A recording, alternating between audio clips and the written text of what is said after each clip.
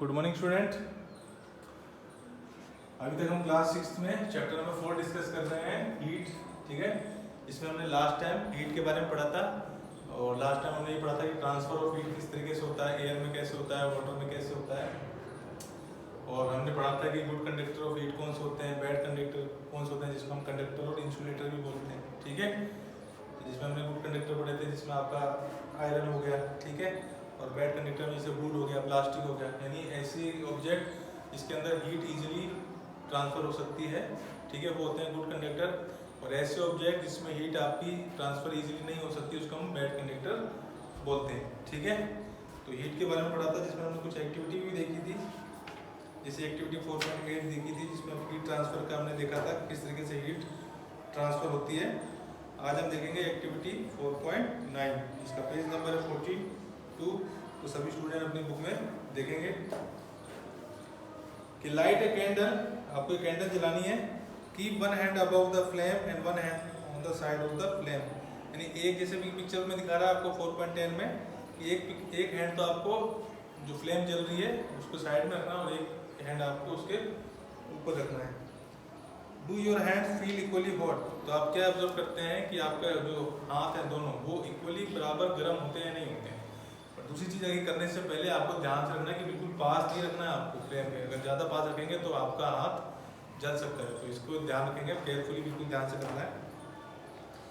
If not which hands feel hotter and why, तो अगर ऐसा नहीं होता है कि दोनों इक्वली नहीं गर्म हो रहे हैं तो आपको ये देखना कि कौन सा हाथ ज़्यादा आपका गर्म है। नीचे लिखा है कि be careful, keep your hand eight a safe distance from the flame so that they do not gate burn.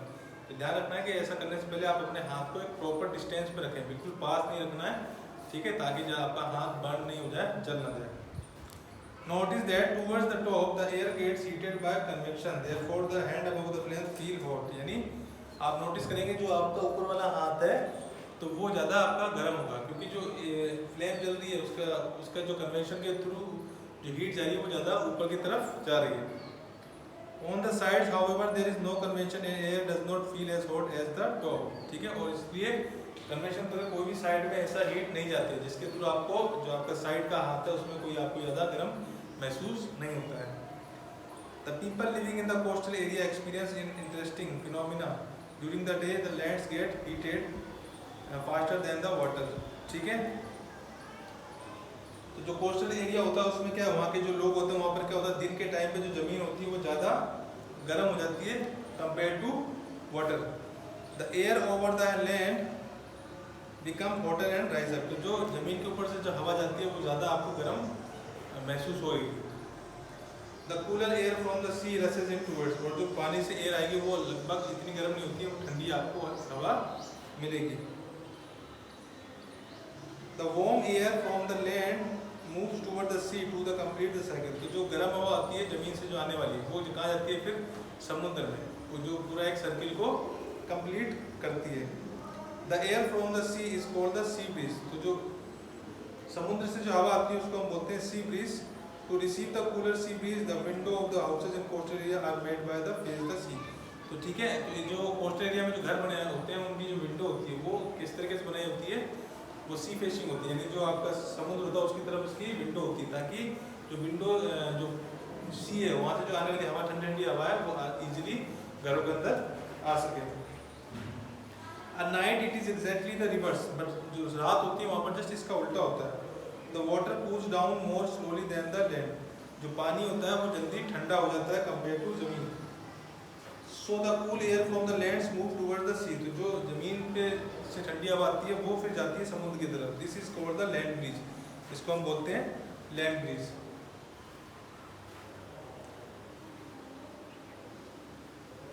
देखो इसमें आपको दिखा गया पिक्चर में कि डे टाइम में क्या है कि समुद्र से जो कूल एयर आ रही है और ज़मीन से हीट, बट नाइट में जस्ट इसका अपोजिट हो जाता है, रिवर्स हो जाता है। When we come out in the sun, जैसे हम धूप में आते हैं सन में, वी फील वार्म, हमें गर्मी महसूस होती है।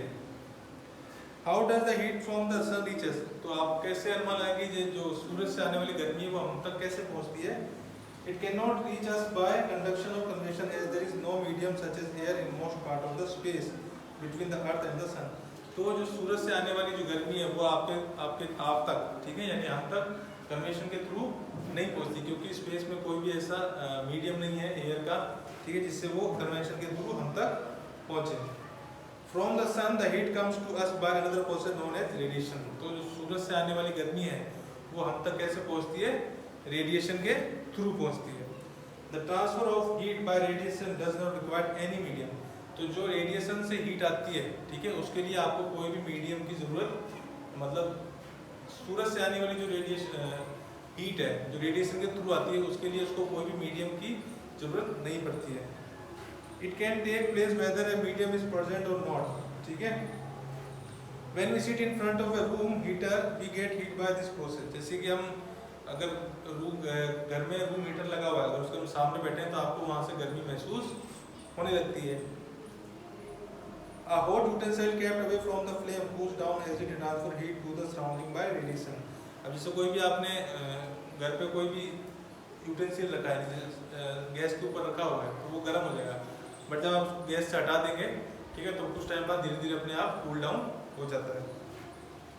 Our body to gives heat to the surrounding and receive that heat from by radiation। तो क्या होता है, जो रेडिएशन के थ्रू हीट आती है, ठीक है ना, जो सूरज से जो हीट आ रही है रेडिएशन के थ्रू, वो बॉडी हमारे अपनी बॉडी तक पहुंचती है, ठीक है, जो हमारे सराउंडिंग जो हीट होती है वो हमारी बॉडी तक पहुंचती है, इसलिए हमको फिर क्या लगती है, गर्मी लगने लगती है। All hot bodies radiated heat. सारी जो गर्म बॉडीज होती है वो हीट रेडिएट करती हैं। When this heat falls on some object a part of it is reflected, a part is absorbed and a part may be transmitted. तो कुछ ऑब्जेक्ट्स का जो पार्ट होता है वो हीट को एब्जॉर्ब कर लेता है, ठीक है, और कुछ क्या होता है, रिफ्लेक्ट कर देता है। तो जो पार्ट होता है जो एब्जॉर्ब कर लेता है हीट को, वो पार्ट आपका गर्म हो जाता है, ठीक है। The temperature of the object increase due to the absorb part of the heat. तो उस ऑब्जेक्ट का जो टेम्परेचर होता है वो बढ़ने लगता है, क्योंकि कुछ पार्ट होता है जिसमें हीट एब्जॉर्ब कर लेता है, जिस वजह से उस ऑब्जेक्ट का टेम्परेचर भी क्या हो जाता है, फिर वो बढ़ जाता है। Why are you advised to use an umbrella when you go out in the sun? ठीक है, अब आपसे एक नया क्वेश्चन पूछे कि जब आप बाहर जाते हैं, ठीक है, सन में, तो कई लोग एडवाइस करते हैं कि अम्ब्रेला, छाता को लेके जाएं। आगे 4.5 kinds of cloth we wear in summer and winter. अब हम समर और विंटर में किस किस टाइप के क्लॉथ पहनते हैं उसके बारे में डिस्कस करेंगे। You know that in summer we prefer light coloured clothes and in winter we usually wear dark coloured clothes. जैसे कि हमें पता है कि गर्मियों के दिनों में आपको ये सजेस्ट किया जाता है कि जो लाइट कलर, हल्के कलर के कपड़े होते हैं वो ज़्यादा पहना करें, ठीक है, और सर्दियों के अंदर आपको बताया जाता है कि वूलन के क्लॉथ या फिर डार्क कलर के जो क्लॉथ होते हैं वो ज़्यादा वियर करने चाहिए। Why is it so, let us find out. ऐसा क्यों होता है, अब देखेंगे एक्टिविटी 4.2 में। Take 2 identical tin cans. आपको 2 टीन कैन लेने हैं। Paint the outer surface of one black and of the other white. उसके बाहर की जो सरफेस होती है उसमें एक को ब्लैक कलर से पेंट करना है, दूसरे को व्हाइट कलर से पेंट करना है। Pour equal amounts of water in each and leave them in the mid day sun for about an hour. अब उसके अंदर आपको पानी भर देना है इक्वली, ठीक है, क्वांटिटी में, जितना 1 में भरा उतनी 2 में भरना है, और फिर उसको आपको दिन में सूरज की रोशनी में आपको पूरे दिन के लिए रख देना है, सॉरी 1 घंटे के लिए। Measure the temperature of water in both the can. अब आपको दोनों कैन में जो वाटर है उसका जो हीट हुआ है, गर्म हुआ है, उस वाटर का आपको टेम्परेचर नोट करना है। Do you find any difference in this temperature? क्या आपको इस टेम्परेचर में कोई डिफरेंस दिखाई देता है? In which can it is the water warmer, you can feel the difference even by touching water in the two can। तो आप देखोगे जो ब्लैक कलर का टीन है उसमें जो वाटर है वो ज़्यादा गर्म आपको दिखाई देगा, क्योंकि जो ब्लैक कलर होता है वो ज़्यादा एब्जॉर्ब करता है हीट को, इसलिए वो जल्दी गर्म हो जाता है। जैसे कि आप गर्मी में अगर ब्लैक शर्ट पहन के निकल जाओ बाहर सूरज में, तो आपको ज़्यादा गर्मी मतलब लगेगी, कंपेयर टू अगर आप व्हाइट कलर पहनेंगे तो उसमें इतनी नहीं लगती है। बट अगर आप ब्लैक कलर की शर्ट पहन के अगर गर्मी के दिन बाहर निकल जाओ धूप में, तो वो बहुत ज़्यादा गर्मी आपको लगेगी। आगे activity 4.11। Fill the 2 cans used in activity 4.10 with the same amount of hot water at the same temperature, say at 60 degrees Celsius. Leave the cans in a room or in a shade. Note the temperature of water after 10 to 15 minutes. Does the temperature of water in the both cans fall by the same amount? Same आपको 2 can लेने हैं, ठीक है, उसमें same amount का आपको hot water रखना है, ठीक है, और उसको फिर आपको एक रूम के अंदर रख के छोड़ देना है लगभग 10-15 मिनट के लिए। Does the temperature of water in the both cans fall by the same amount. फिर आपको देखना है कि उसका जो टेम्परेचर डाउन होता है, ठीक है, हॉट वाटर जो आपने उसके अंदर रखा है उसमें देखना है कि टेम्परेचर जो डाउन हो रहा है वो दोनों में इक्वली डाउन हो रहा है या नहीं हो रहा है। Do this activity suggest to you reason why it is more comfortable to wear white or light coloured clothes in the summer and dark colour clothes in the winter. इसलिए इस एक्टिविटी से आपको पता लग सकता है कि आपको क्यों बताया जाता है कि आपको गर्मियों के दिन में लाइट कलर के कपड़े पहनने चाहिए और सर्दियों में डार्क कलर के कपड़े पहनने चाहिए। The dark surface absorb more heat and therefore we feel comfortable with dark coloured clothes in the winter. जो डार्क कलर, जैसे बताया मैंने कि डार्क कलर होता है वो ज़्यादा हीट को एब्जॉर्ब करता है, इसलिए आपको सजेस्ट किया जाता है कि सर्दियों के अंदर आपको डार्क कलर एब्जॉर्ब वियर करना चाहिए। And light colour clothes reflect most of the heat that falls on them and therefore we feel more comfortable wearing them in summer। और लाइट कलर क्या करता है, जो हीट आती है उसको ज़्यादा रिफ्लेक्ट करता है, ठीक है, उसको एब्जॉर्ब नहीं करता है, इसलिए आपको कंफर्टेबल लगता है light colour during summer. Woollen cloth keep us warm in winter। अब जो वूलन के क्लॉथ होते हैं, ऊन के कपड़े होते हैं, वो आपको विंटर में गर्म रखते हैं। In the winter we use woollen clothes. Winter के दिनों में हम वूलन क्लॉथ्स का यूज करते हैं। वूल is poor conductor of heat. तो जो वूल होता है वो हीट का पुअर कंडक्टर होता है। Moreover there is an air trap in between the wool fibres.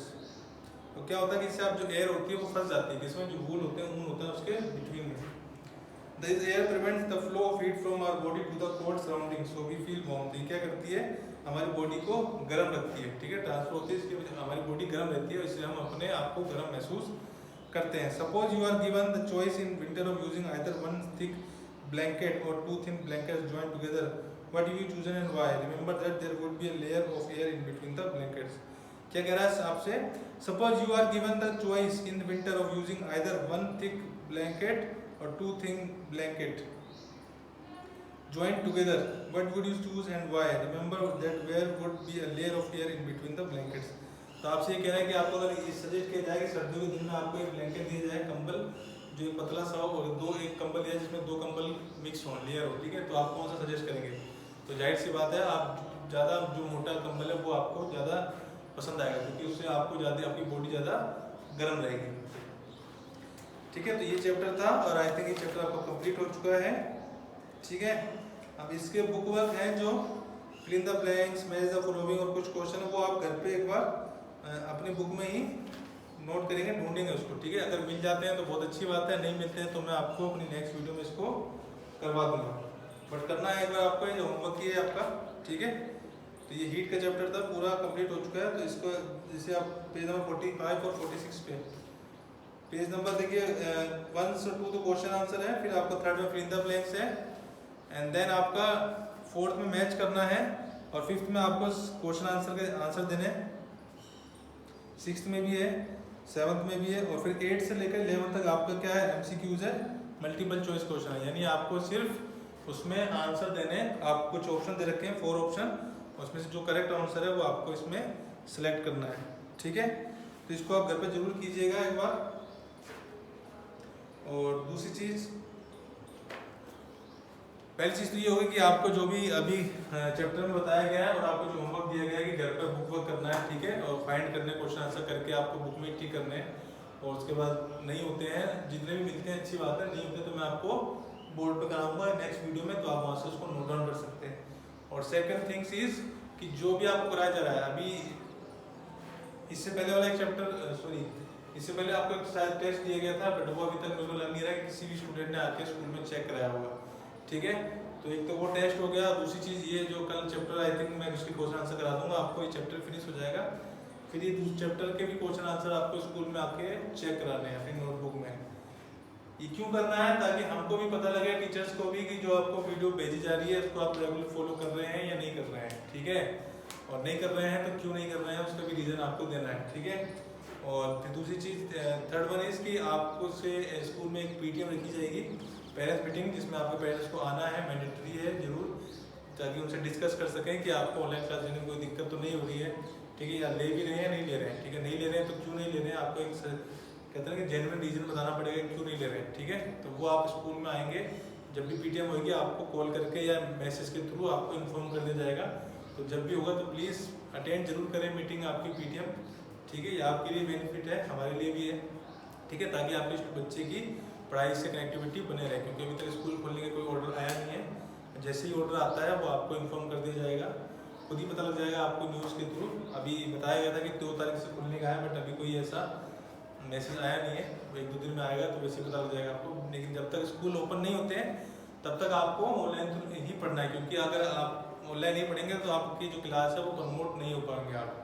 ठीक है, तो अगर आप ये सोच रहे हो कि कोई बात नहीं प्रमोट हो जाएंगे, तो ऐसा नहीं होगा।